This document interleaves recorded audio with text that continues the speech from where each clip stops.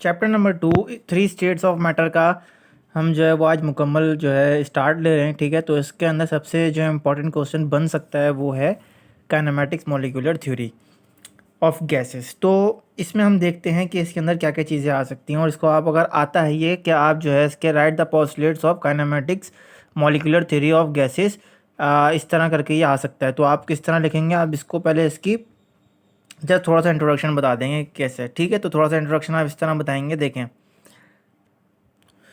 a number of scientists like Maxwell and Boltzmann believe that the properties of gases due to the molecules of motion।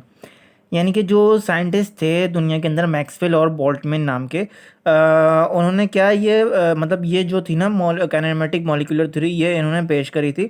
और उन्होंने ये बताया था कि ये जो गैसेस के जो पार्टिकल्स होते हैं ना, ये जो मूवमेंट करते हैं, ये बेसिकली एक मोशन के ज़रिए मूव करते हैं। जितने भी आपने देखी होंगी गैसेस हो गई, ऑक्सीजन, कार्बन डाइऑक्साइड, जितने भी गैसेस हैं, नाइट्रोजन गैसेस, या जो परफ्यूम के अंदर आप जो इस्तेमाल कर रहे होते हैं गैसेस, वो किस तरीके से मूव कर रही होती हैं, उसकी जो मूवमेंट होती है, वो जो आगे चल रही होती है, उसका बेसिकली मकसद किस तरह होता है, किस तरह मूव करती है, तो वो एक मोशन के ज़रिए मूव कर रही होती है। ठीक है, तो ये इसका यहाँ से लेता है यहाँ तक का एक पॉइंट यहाँ पर क्लियर हुआ आपको।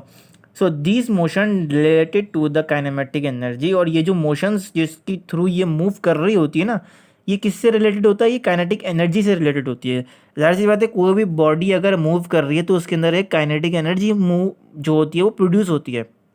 तो कोई भी बॉडी जो कि मूव करे उसके अंदर काइनेटिक एनर्जी मूव होगी। तो इसी तरीके से गैसेस के मॉलिक्यूल्स अगर मूव कर रहे होंगे तो उसके अंदर भी काइनेटिक एनर्जी प्रोड्यूस होगी।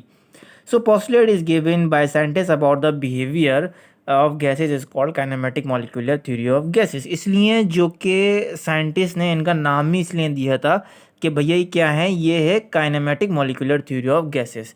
ठीक है, तो अब आप इस तरह लिखेंगे इसको अब कि भाई kinetic molecular theory of gases on the following assumptions. ठीक है, अब इसके नीचे जो है अब आपके पोस्टुलेट्स आ जाएंगे। ठीक है, तो इसका जो पहला पोस्टुलेट है वो ये है कि all gases consist of tiny small particles called molecules. यानी कि जितने भी गैसेस होते हैं ना, उनके जो पार्टिकल्स होते हैं वो बहुत स्मॉल स्मॉल छोटे छोटे होते हैं। फॉर एग्जांपल आप कोई भी गैस कंसिडर करें, ठीक है, तो फॉर एग्जांपल ये समझ लो इसके अंदर क्या है, बहुत, ये पानी की बोतल है और इसके अंदर गैस है ये। ठीक है, तो इसके अंदर ना ये जो गैस के जो पार्टिकल्स हैं ना, वो बहुत छोटे छोटे छोटे छोटे पाए जाएंगे, बहुत छोटे छोटे होते हैं गैस के पार्टिकल। ये देखो, जैसे कि ये हो गया 1 2 3, इस तरह करके आप कंसिडर कर सकते हो, बहुत छोटे छोटे पार्टिकल्स होते हैं भैया गैस के।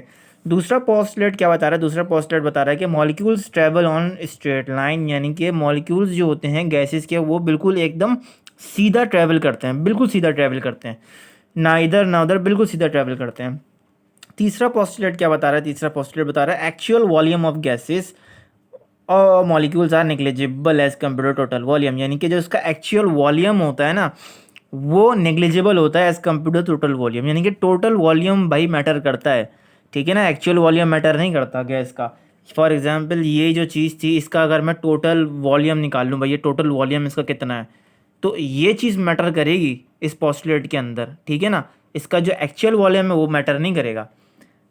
सो अब हम जो है चौथा पॉइंट जो है इसका चौथा पोस्टुलेट वो ये है कि motion of molecules gases collide elastically with each other. यानी कि जाहिर सी बात है, जो भी आपके मॉलिक्यूल्स हैं गैसेस के, वो जब आपस में टकराते हैं तो बहुत इलास्टिकली टकराते हैं, इसमें कोई नुकसानात नहीं होते। ठीक है, यानी कि बहुत इलास्टिकली टकराते हैं, टक टक ऐसे करके ना, मतलब कोई चीज़ टूटती नहीं है। फॉर एग्जांपल आप ये देखें, इसके अंदर जैसे कि फॉर एग्जांपल पानी है, तो इसके जो मॉलिक्यूल्स होंगे वो भी बिल्कुल इलास्टिकली कोलाइड हो रहे हैं। देखें, मैंने इसको यूँ करके हिलाया, ये करके। ठीक है, तो इसमें कहीं आपको टूट फूट का शिकार कोई मॉलिक्यूल नज़र नहीं आ रहा। बिल्कुल ये जो कोलिजन हो रही है ना इसके वाटर के दरमियान, बिल्कुल इलास्टिकली हो रही है, कोई नुकसानात नहीं हो रहा इसका ना। स्प्रिंग की तरह ये जो होते हैं, बिल्कुल स्प्रिंग की तरह टकरा रहे हैं molecule. Same as it is gases के अंदर भी बिल्कुल ऐसे ही हो रहा होता है। पांचवा देखें, पांचवा क्या दे रहा है कि gravity do not x gaseous state. यानी कि सही बात है भाई, ग्रेविटी जो होती है ना, आपकी अर्थ की जो ग्रेविटी है, जिसमें आप जो है वो भाई ज़मीन के इस रोड से अपने ज़मीन से अटैच हैं ड्यू टू द ग्रेविटी। सो ये जो ग्रेविटी होती है वो कभी भी गैसेस के मॉलिक्यूल्स को जो है ना अपनी तरफ नहीं खींच सकती।